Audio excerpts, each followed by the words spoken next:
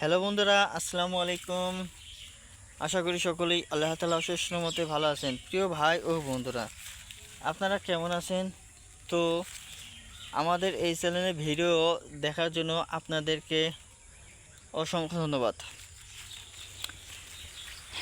তো বন্ধুরা, আজকে আমি আপনাদেরকে যে গাছটি দেখাচ্ছি, এই গাছটির নাম হচ্ছে বেল গাছ। তো এই যে বেল গাছের পাতা দেখতে পাচ্ছেন নিশ্চয়ই। তো এই বেল গাছের পাতা দেখে আপনারা চিনে গেছেন। তো আমি আপনাদেরকে বলবো, আপনারা বেল গাছ কেন বাড়িতে রোপণ করবেন সে বিষয়ে আলোচনা করে নিচ্ছি। তো ভিডিওটি শুরু থেকে শেষ পর্যন্ত দেখে যাবেন।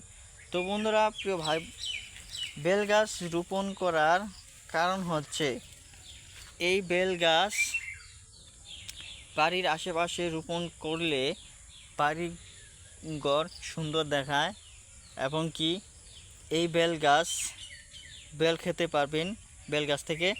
আর পাকা বেল যদি খেতে পারেন, তো বন্ধুরা আমি বেল দেখাতে পারছি না, তো অনেকে কাঁচা বেলও খেয়ে থাকে। কাঁচা বেল কীভাবে খাওয়া হয় অবশ্যই গ্রামগঞ্জের লোকেরা, শহরাঞ্চলের লোকেরা সকলেই জানা কথা।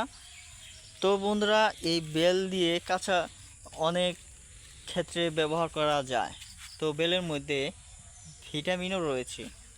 তো বেল খেয়ে প্রতিনিয়ত আপনাদের ভিটামিনের অভাবগুলো পূরণ করুন।